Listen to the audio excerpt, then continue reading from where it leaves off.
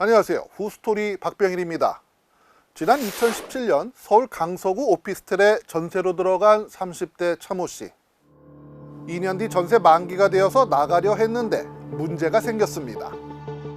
2년 계약하고 나서 이제 한 계약 기간 끝나기 전에 한두 달 전에 이제 연락을 했더니 아유, 좀 기다려라. 이게 공실이 많아서 돈이 없다 이러는 거예요. 집주인이 돈이 없다면서 전세금을 돌려주지 않더랍니다. 결국 건물은 경매에 붙여졌습니다. 거의 한 4년 반, 5년 가까이 걸렸어요. 다 받는 데까지. 그리고 나서 이제 이제 다 받았다 하고 이제 나가려고 이제 전 집을 찾았죠. 5년 만이 노래가 돼서야 겨우 전세 보증금을 되찾았답니다. 남의 일이려니 했던 일을 직접 당하고 나니 새 전셋집을 구하는데 한층 신중해질 수밖에 없었습니다. 계약서를 이제 이 내용들을 그냥 진짜 그 자리에서 다 봤어요. 그냥 혹시 또 제가 모르는 그런 게 또 있을까 봐 한번 당했으면 불안하잖아요. 신중에 신중을 거듭한 끝에 조건에 맞는 집을 찾았습니다. 그런데 임대인은 직접 만나질 못했고 공인중개사는 그 집을 오랫동안 대신 관리해 왔다며 자신을 믿고 계약하라고 했답니다. 임대인을 본 적은 없습니까? 위임장을 받아서 했어요, 중개사가. 근데 이제 공인중개사는 이 사람 내가 부동산 한 6, 7년 넘게 관리를 했다. 문제 없다. 나만 믿고 해라. 계약서 쓰는 날 임대인과 통화를 했고 집 전세 계약과 관련된 일을 모두 공인중개사에게 위임했다는 말을 듣고는 계약을 했답니다. 계약금으로 1,000만 원을 보냈습니다. 그리고 이삿날 공인중개사가 잔금을 집주인에게 이체하라고 했습니다.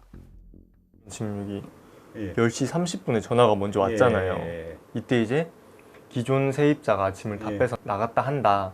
이제 그 사람도 잔금 치러야 되니까 나머지 계약금 외에 이제 잔금을 보내라라고. 전세금은 1억 5천만 원, 계약금을 뺀 잔금 1억 4천만 원을 송금했습니다. 자, 잔금까지 보냈으니 이제 이삿짐만 들어가면 되겠죠. 그런데 문제가 생겼습니다. 제가 좀 집 넣게나 좀 들어가자 하니까 근데 좀 문제가 생겨서 잠깐 사무실에서 좀 기다리자 하니까 아니, 무슨 문제냐 하니까 임대인이 연락이 안 된다 그러는 거예요.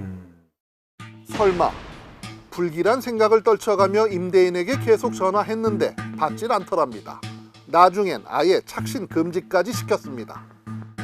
제가 다 알아보고 다 찾아보고 하니까 베트남으로 도망을 갔더라고요. 지금 일 터졌는데 어떻게 할 거냐, 책임져라 하니까 자기가 잘못한 건 없대요.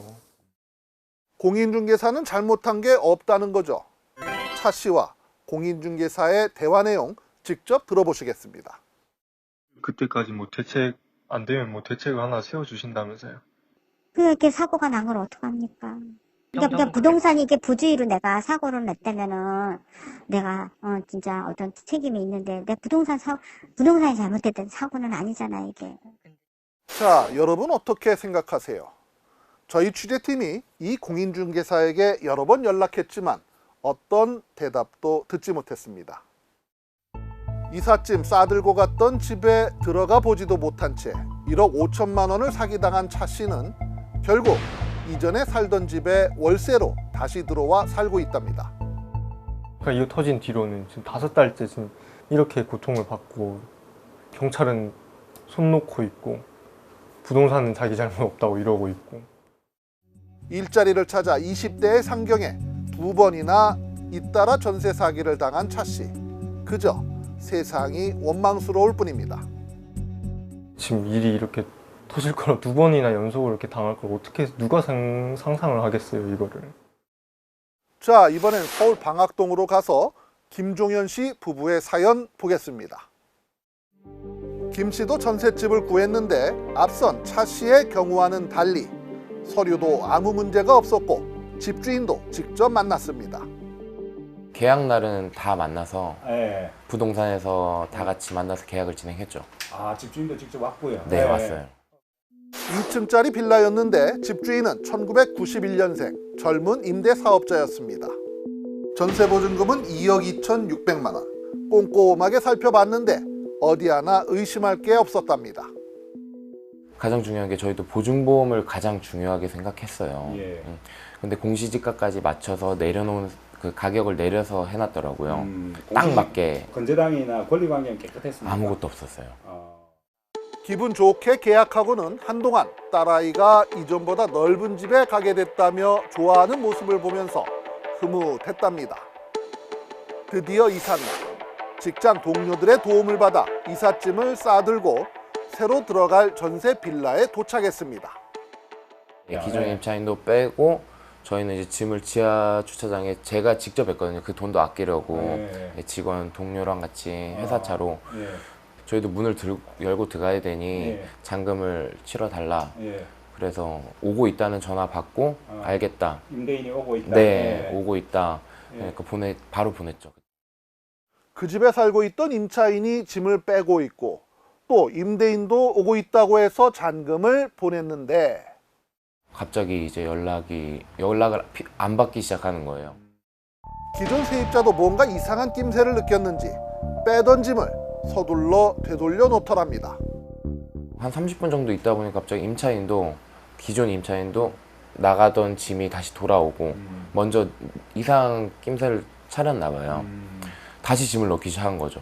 근데 저희는 주차장에서 짐이 널브러진 상태에서 들어가지도 못하고 그 상황에서 이제 저희도 사귄 걸 딱 깨달았죠. 망연자실한 김 씨 부부는 혹시나 싶어서 어린 딸과 함께 반나절 넘게 그 자리에서 기다려봤답니다.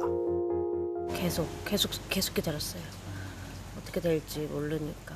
혹시라도 연락이 다시 올 수도 있을 거라는 그런 기대감이 혹시나 그런 생각이 있었기 때문에 계속 기다렸었어요. 그러니까 이제 와이프한테 그 주차장에서 짐을 가지고 좀만 있어라.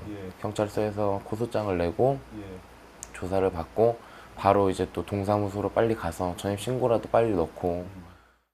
분노와 허탈감을 뒤로한 채 결국 일주일간 지인 집에서 신세를 지고 결국 급하게 다른 곳에 월세를 얻어 살고 있습니다. 애는 이제 앞으로 어떻게 키우지? 2년 뒤에 은행 대출금이랑 앞으로 이자, 월세 이런 건 또 어떻게 내며 살지? 저도 힘들고 막 계속 무너지는데 힘내려고 계속 억지로라도 힘내야지 하고 힘들어요, 사실은 많이.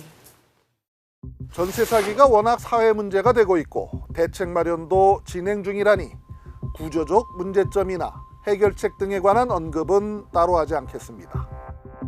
다만 전세 사기 대책은 황소걸음인데 신종 전세 사기는 발빠르게 계속 쏟아져 나오는 이런 악순환을 언제까지 계속 지켜봐야 할까요? 애 때문에라도 빨리 그냥 더 힘내려고 하고 있고 최대한 안 좋은 생각은 안 하려고 하는데 이제 저 혼자 출근을 하게 되면은 그때부터 이제 안 좋은 생각이 계속 들어요.